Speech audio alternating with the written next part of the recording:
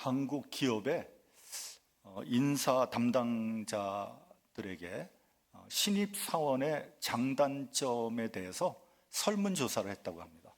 요즘에 새로 들어오는 신입사원들의 장점은 뭐고 단점은 무엇인가 하는 거죠. 첫 번째 장점은 고학력이라고 합니다. 높은 학력 수준. 웬만하면 다 대학원을 다 졸업을 한 거예요. 그러나 솔직히 얘기하면 좀 학력 인플레이 또 혹은 오버 퀄리파이 그렇게 우리가 볼 수 있습니다. 전에 신문에서 봤는데 구청에서 환경미화원, 그러니까 청소부를 선출하는데 박사학위 받은 사람이 어플라이 했다. 뭐 그런 기사를 여러분들도 보신 적이 있을 겁니다. 아니, 청소하는데 왜 박사학위가 필요합니까? 그 정도로 학력이 인플레이 된 거죠. 둘째는 요새 젊은이들, 신입사원들 SNS 활용 능력이 탁월하다고 합니다. 물론 그렇겠죠. 요즘 젊은 사람들 뭐 컴퓨터 다루는 솜씨나 SNS를 쓰는 그 능력이 뭐 탁월한 거는 두말할 나위도 없습니다. 셋째는 어학 능력이라고 합니다. 요즘에는요, 어린 아이들이 학교를 들어가기 전부터 영어를 배운다는 거예요. 그것도 원어민 강사를 통해서 영어를 배운다는 거죠. 그래서 뭐 5살, 6살짜리가 영어로 대화를 한다는 거죠. 대단하지 않습니까? 그래서 그런지 요즘 그 유학생들을 보면 영어를 굉장히 잘합니다. 깜짝깜짝 놀랄 정도로 잘해요. 우리가 대학을 졸업할 때쯤에는 솔직히 영어 한마디도 회화를 못했잖아요. 아이들을 글로벌 인재로 키우려고 하는 것은 이해가 되는데 아이들이 얼마나 스트레스를 받겠어요. 그 나이 때는 밖에 나가서 마음껏 뛰어노는 게 제가 보기엔 더 중요한 것 같은데 안타까운 마음이 좀 듭니다. 넷째는 튀는 개성이라고 합니다. 요즘 젊은이들 아주 개성이 강하죠. 자유롭고 거침이 없는데 때에 따라서는 좀 당황스럽게 그럴 때도 있어요. 다섯째는 많은 기술을 보유하고 있다는 거예요. 그리고 각종 자격증을 가지고 있다고 합니다. 그것은 뭐냐면은 그 심한 경쟁에서 남에게 밀리지 않기 위해서 스스로 그만큼 노력을 한다는 거죠. 그만큼 살기가 어렵다는 것을 반증하는 거 아니겠습니까? 단점은요, 첫째는 인내가 부족하다는 거예요. 꼰대 같은 말인지는 모르지만 우리가 젊었을 때는 웬만하면 참았어요. 근데 요즘 젊은이들은요, 웬만하면 안 참습니다. 자기가 하고 싶은 말 다 합니다. 속은 좀 시원하겠어요. 그렇죠? 젊은이들뿐만 아니라 요즘 사람들 인내심이 모자랍니다. 그래서 보면 글도 길게 쓰면 안 읽는다는 거예요. 저도 이렇게 신문 기사 같은 걸 보면 이게 너무 길면 읽기가 싫더라고요. SNS도 짧게 써야지 읽지 길게 쓰면 안 읽는다는 거예요.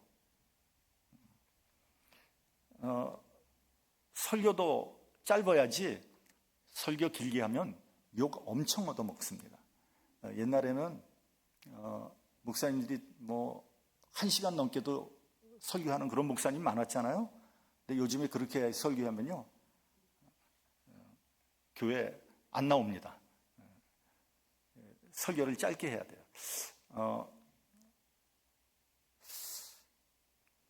제가 처음에 목회할 때 아마 설교가 좀 길고 장황했던 것 같아요. 근데 이제 그때나 지금이나 제 처가 제 설교에 대해서는 아무 말도 안 하거든요. 근데 하루는 이런 말을 하는 거예요. 아니, 평생 마이크 잡을 텐데 왜 이렇게 설교를 길게 하냐? 짜증난다 뭐 이러더라고요. 그 다음부터 제가 설교를 항상 30분 내외로 그렇게 설교를 만들고 있습니다. 설교를 조금 더 줄일까? 그런 생각도 하기도 합니다. 여러분 어떻습니까? 제 설교가 깁니까? 짜증나요? 듣고 있으면? 졸렵습니까? 솔직히 얘기하세요.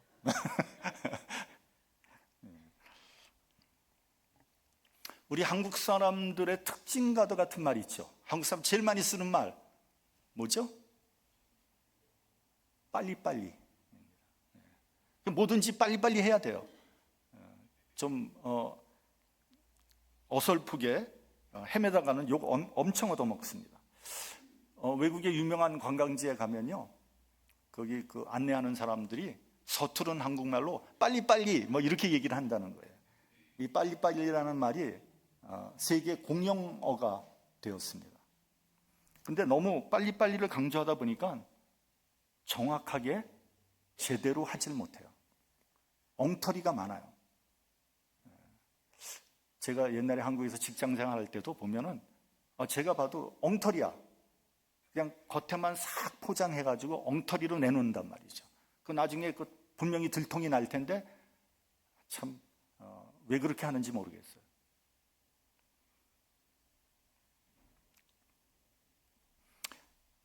사실 여러분 속도보다 방향이 훨씬 더 중요합니다.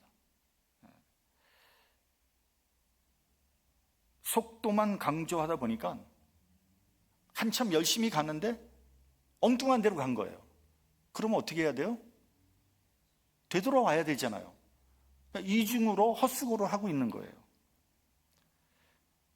어찌 보면 그만큼 여유 없이 살았다는 것이고 인내심이 부족하다는 것이죠. 특히 우리 기독교는 저는 방향이 대단히 중요하다고 생각합니다. 우리가 지금 어디를 향해 가고 있는지 때때로 점검을 해봐야 돼요. 우리가 지금 주님께서 가르쳐 주신 그런 진리의 길을 가고 있는 것인지, 아니면 우리가 좀 세상적인 복을 받기 위해서 지금 달려가고 있는 것인지,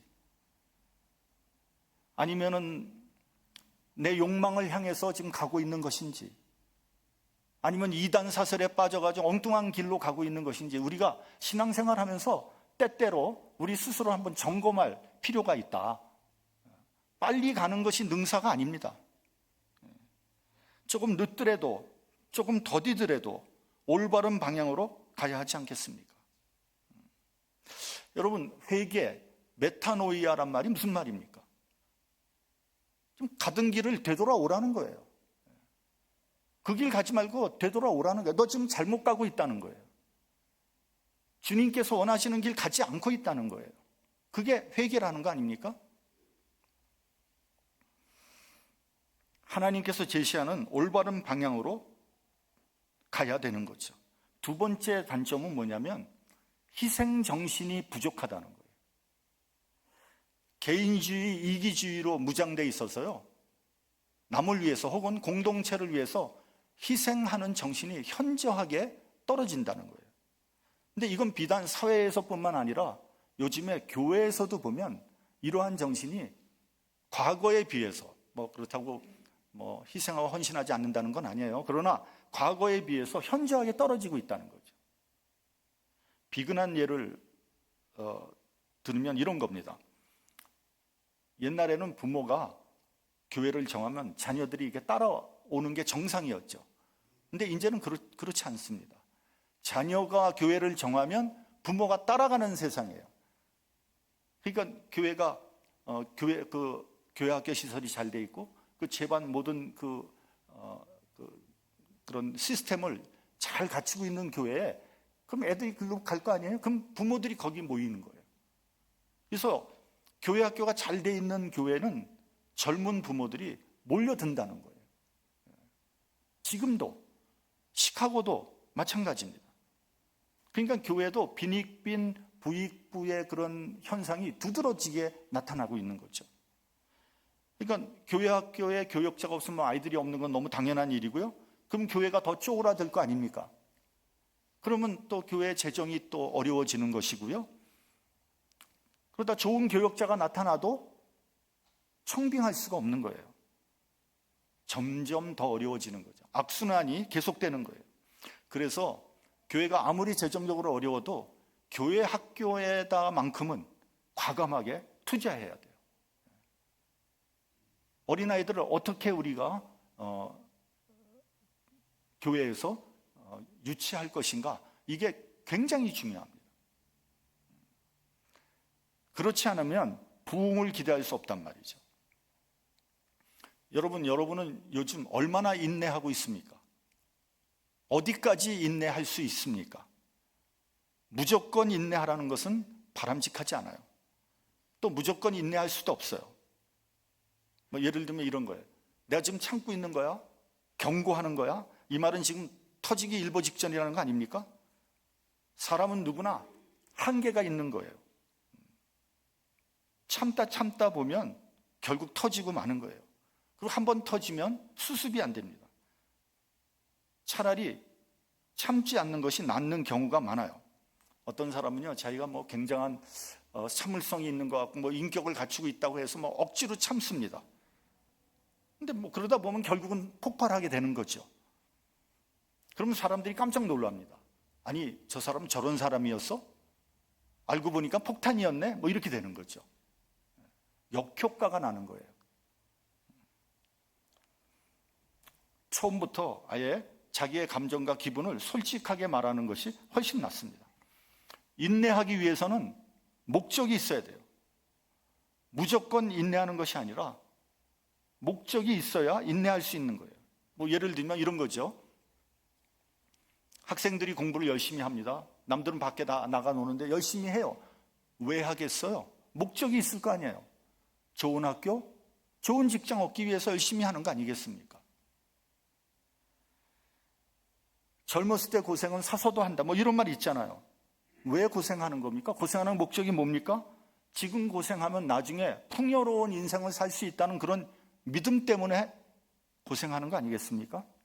마찬가지로 우리가 신앙생활을 하면서 왜 인내해야 됩니까? 성경에 인내하라는 말이 얼마나 많이 나옵니까? 뭐 때문에 참아야 됩니까? 로마서 5장 3절에서 4절을 보면요, 우리가 환난 중에도 즐거워하나니 이는 환난은 인내를, 인내는 연단을, 연단은 소망을 이루는 줄 알미라고 했습니다. 우리가 인내하는 이유는 인내는 연단을 낳고요, 결국은 소망을 이루게 되기 때문입니다.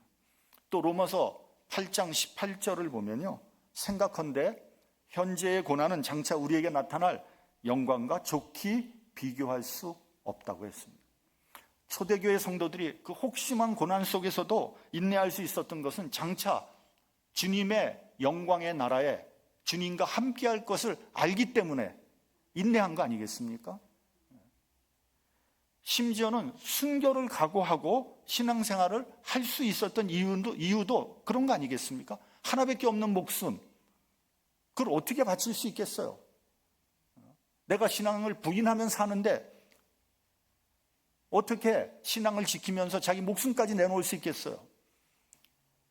하늘에 주님과 함께 영광된 삶을 살 것을 확신했기 때문에, 그런 믿음이 확실히 있었기 때문에 목숨까지 바친 거 아니겠습니까?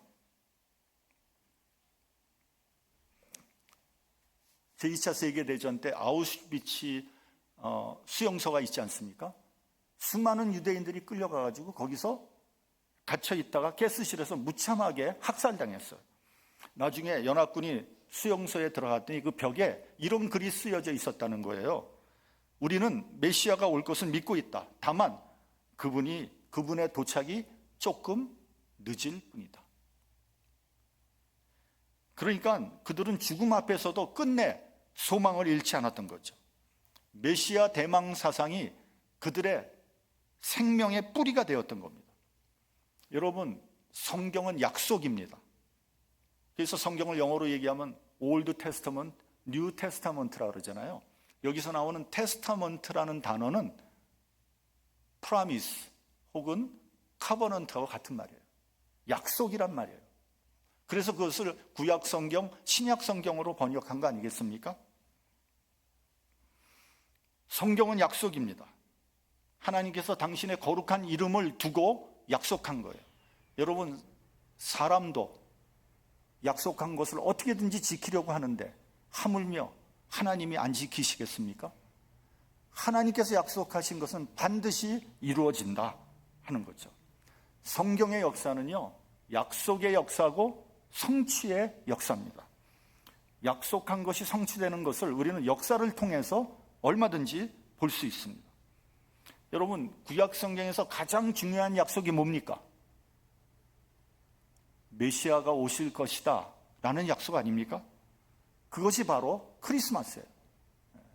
성탄의 진정한 의미는 메시아가 약속대로 오셨다는 거예요.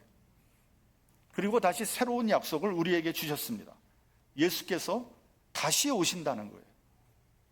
여러분, 이와 같이 성경의 중심은 예수 그리스도입니다.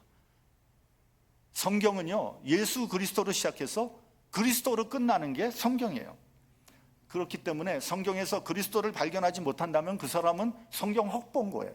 잘못 본 거예요. 만약에 어떤 사람이 성경을 통해서 그리스도를 만났다면 그 사람은 은혜 받은 사람이에요. 그렇기 때문에 여러분, 아브라함을 통해서 예수를 볼 줄 알아야 돼요. 다윗을 봤다면 또한 예수를 봐야 돼요. 마태복음 1장 1절에 뭐라고 말씀하셨습니까? 아브라함과 다윗의 후손 예수 그리스도의 세계라. 신약 성경 마태복음 처음 1장 1절에 그렇게 쓰여져 있어요. 그러니까 아브라함과 다윗을 봤다면 예수 그리스도를 보라는 거예요. 신약 성경을 보면 예수 그리스도의 재림을 기다리는 내용이 수없이 나옵니다. 신약의 모든 말씀의 초점은 그리스도의 재림에 맞춰져 있습니다. 그런데 문제는 뭐냐면 예수님의 재림이 너무 더디다는 거죠. 안 오신다는 거죠. 초대교회 성도들은 그들이 살아있을 때 주님께서 재림하실 줄 알았어요. 그래서 오늘 오시려나 내일 오시려나 하염없이 기다리고 있는데 그들이 늙어 죽을 때가 다 됐는데도 예수님이 안 오신단 말이에요. 그래서 그들이 베드로 사도에게 물어본 겁니다. 아니, 오신다는 주님은 도대체 언제 오시는 겁니까? 왜 아직도 안 오시는 겁니까? 베드로는 이렇게 대답을 합니다. 본문 8절 우리 다 같이 봉독하겠습니다. 본문 8절.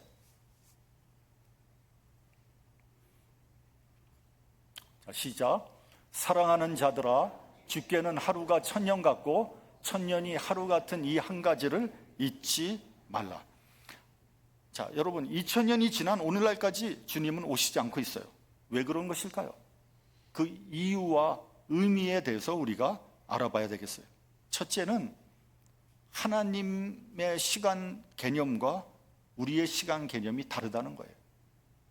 주께는 하루가 천년 같고 천년이 하루 같다는 거예요.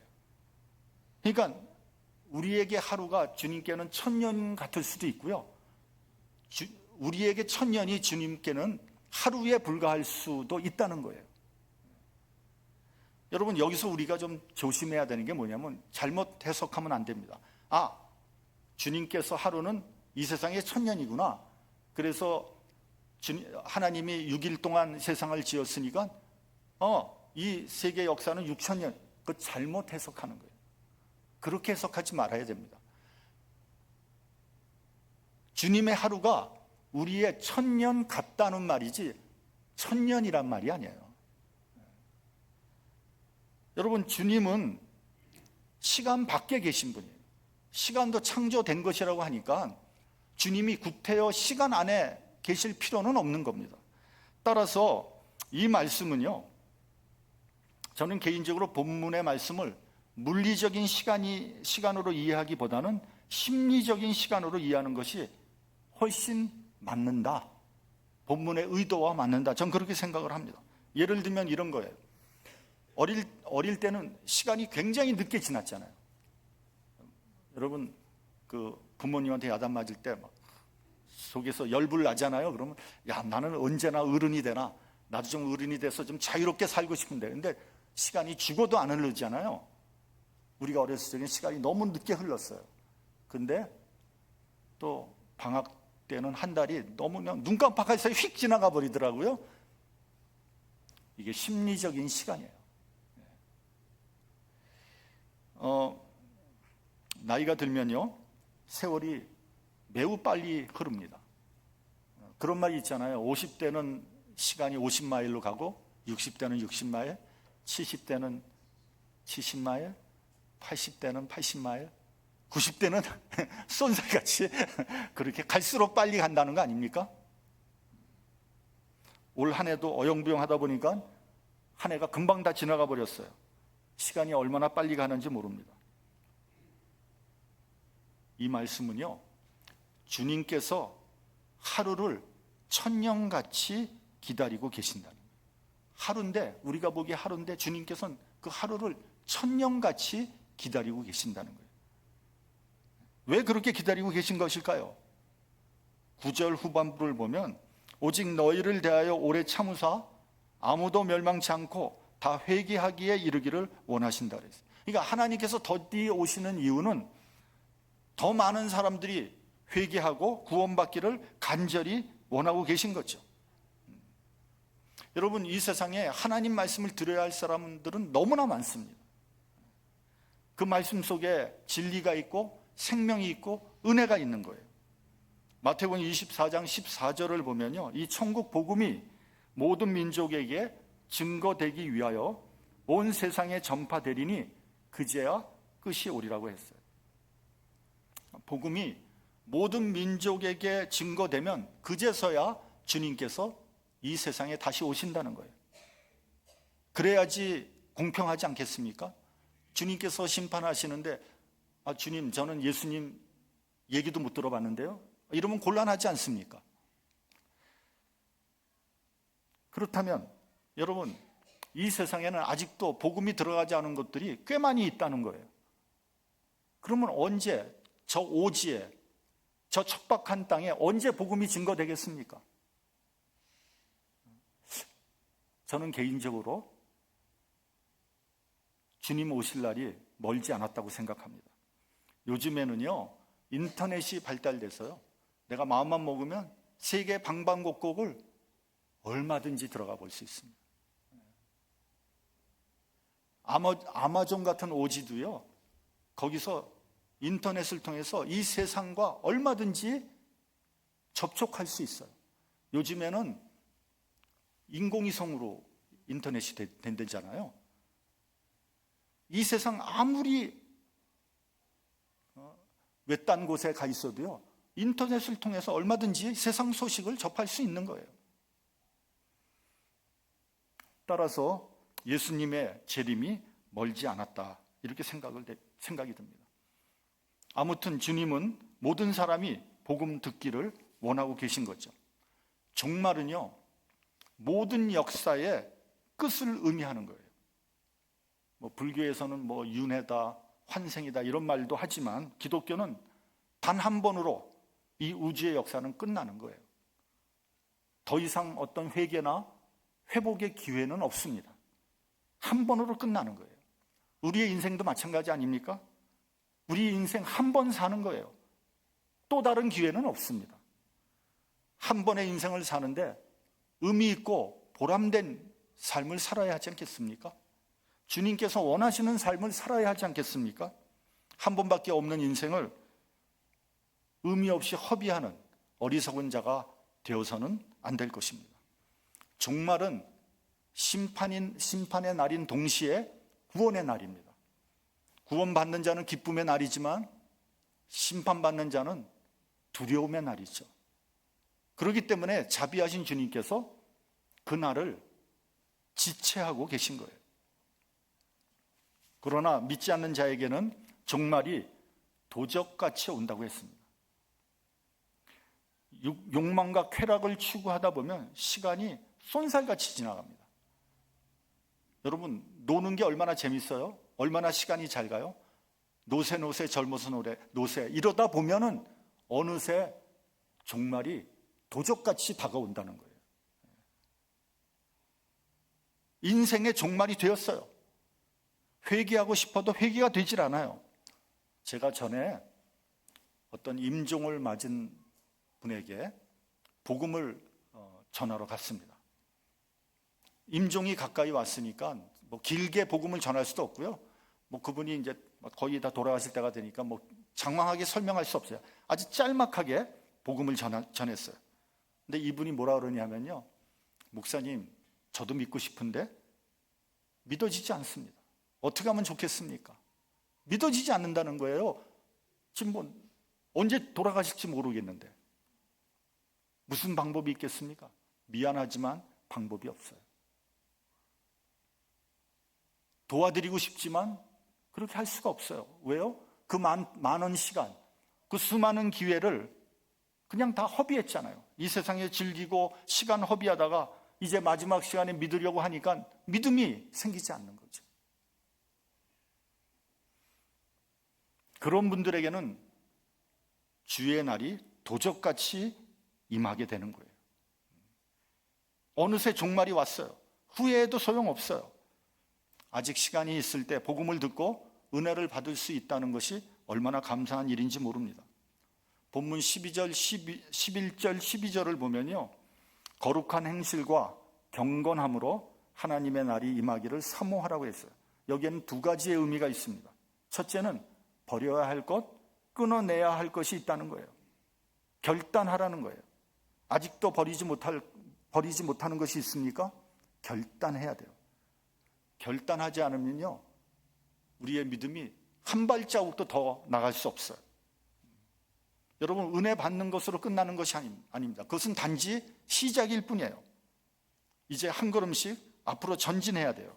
근데 버려야 할 것을 버리지 못하기 때문에 신앙의 발전이 없는 거예요. 덕이 되질 않는 거예요. 여러분, 술, 담배 한다고 지옥에 가는 건 아니에요. 그러나 그것을 끊어내지 못하면요, 신앙의 발전이 없어요. 어떤 사람은요, 곤란하면 거짓말을 해서 대충 둘러대는 사람이 있어요. 그런 거 다 끊어내야 돼요. 손해를 보더라도, 체면이 상해도 솔직하고 진실하지 않으면요, 하나님은 그런 사람 쓰지 않습니다. 이렇게 자신의 나쁜 버릇을 끊어내지 못하면 그리스도인답게 살 수 없다는 거죠. 둘째는 뭐냐면요, 내가 해야 할 사역을 열심으로 감당하라는 거예요. 내가 주님을 위해서, 또 주의 몸된 교회를 위해서 무엇을 할 것인지를 생각하고 열심을 내야 돼요. 그래서 나의 시간, 나의 노력, 나의 물질을 과감하게 투자해야 돼요. 나 자신을 위해서는 아낌없이 투자하는데 하나님 나라를 위해서는 인색하다면 그런 사람이 어찌 하나님의 나를 사모할 수 있겠습니까? 우리가 언젠가는 주님 앞에 서게 될 텐데 무슨 작품을 주님 앞에 내놓을 수 있겠습니까? 아니, 언젠가는 우리 예수 믿는 사람 다 주님 앞에 쓸 거 아니에요. 뭘 내놓을 수 있겠습니까? 달란트의 비율을 보면 2달란트, 5달란트 받은 사람 열심히 노력해서 어떻게 했습니까? 2달란트, 5달란트를 더 남겼어요. 주님께서 뭐라 그러셨어요? 착하고 충성된 종아, 네가 작은 일에 충성했으니 내가 많은 것으로 네게 맡기겠다 그랬습니다. 한편 1달란트 받은 사람 어떻게 했습니까? 그 1달란트를 땅속 깊이 감춰두고 있다가 정산할 때 도로 꺼내서 주님 앞에 내놨잖아요. 주님께서 뭐라 그러셨어요? 이 악하고 게으른 종아, 네가 1달란트를 차라리 이자를 나서 이자와 원금을 같이 가져와야 될 거 아니냐, 그렇게 말씀하셨어요. 그래서 그 1달란트를 빼앗아 10달란트 가진 자에게 주라 그랬어요. 또 이 무익한 종을 바깥 어두운 데로 내어 쫓으라. 거기서 슬피 울며 이를 갈미 있으라고 했어요. 여러분 한번 생각해 보시기 바랍니다. 우리의 생이 얼마나 남은 것 같습니까? 많이 남은 것 같습니까? 어떤 모습으로 끝날 것 같습니까? 혹시 종말이 도적같이 오는 것은 아닙니까? 저는 목사이기 때문에 장례식을 많이 집례를 했습니다. 장례 예배를 드리는데 설교가 한 20분, 25분 하잖아요. 근데 어떤 분은요, 그 시간이 너무 짧아. 그분에 대해서 얘기할 게 너무 많은 거예요. 정말 이분은 성도들을 사랑한 분입니다. 이분은 교회에 진짜 헌신하고 봉사했습니다. 이분은 좋은 일 너무 많이 했습니다. 할 말이 너무 많아. 근데 어떤 분은요, 할 말이 없어요. 할 말이. 목사가 아무리 생각을 해도 이분을 좀 칭찬해 주고 싶은데 할 말이 없어.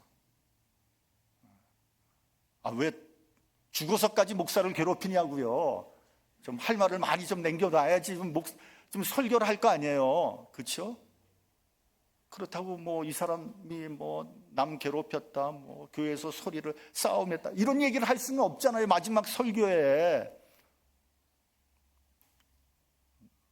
이거 제가 뭐 이게 장난 비슷하게 얘기했지만 농담 비슷하게 이게 심각한 문제. 그 사람이 주님 앞에 가가지고 무슨 작품을 내놓겠습니까? 뭐라 그러겠습니까? 도대체.